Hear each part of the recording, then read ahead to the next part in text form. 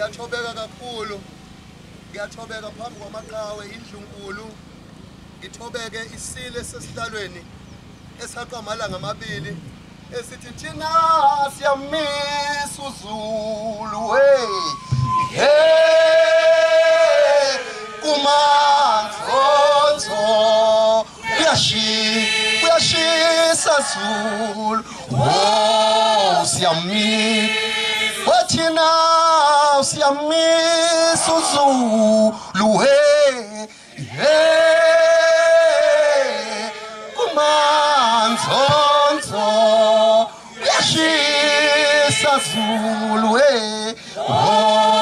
siyamisa uZulu. Ihubo esiliqambile leli sathi asiliqambe ukuze aqhubeke amahubo angabesama shenge abantwana basendlunkulu. The purpose of the day, inhloso nqangi yokuhlangana namhlanje ngiyathobeka Phungashe Sondiya ukubona ubudlelane beqha untshingwayo nenkosi umnyamana buqhubeka empilweni namhlanje. A distinction between history and culture is that history is a recorder of events, comes in as an intervention to record. Then later cultures are born. But to a certain extent, these cultures, when they are unable to be practiced because of evolution such as today, we can't wear imvunulo every day. We safeguard this as inheritance. This is why we have Heritage Day. Bese sigqoka kanjena. Ngiyathobeka kakhulu ukuthi namhlanje sizohlonipha inkosi ekade ingumdidiyeli wonke amabutho.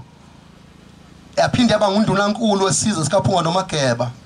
Okwathi ngomhla ka-22 kuMasingana wanikeza ukhokho wami imvume engundunankulu ephinde ebe yi-overall commander yakho konke ngoba abantu bayadideka makuthiwa uNtshingwayo was a general commander at the Battle of Isandlwana.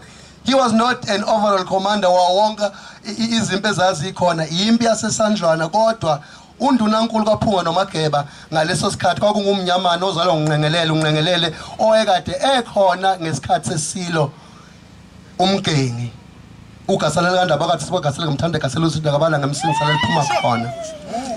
Ngiyathobeka Sondiya isile sesihlaleni indlunkulu zikhulu zonke ezikhona omeya ukuthi inhloso nqangi namhlanje sizobeka unyawo kumaloba lapho kwanyathela khona okhokho bethu.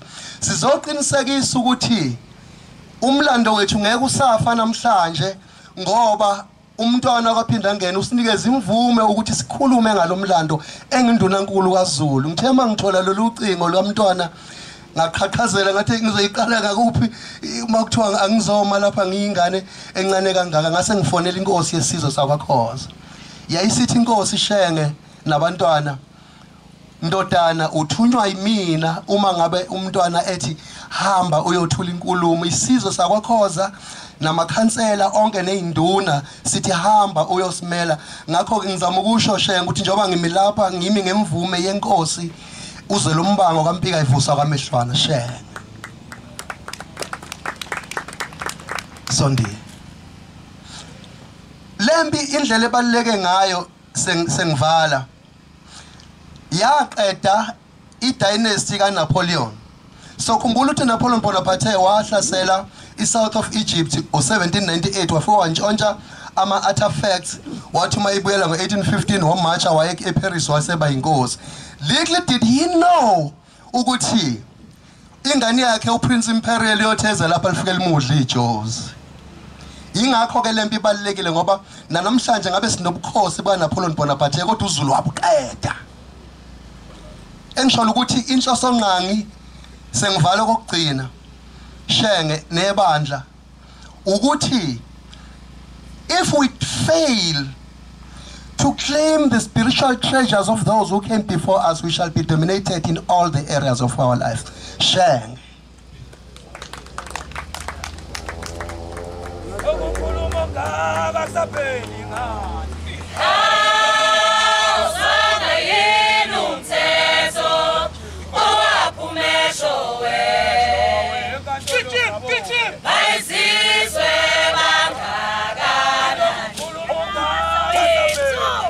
Shit!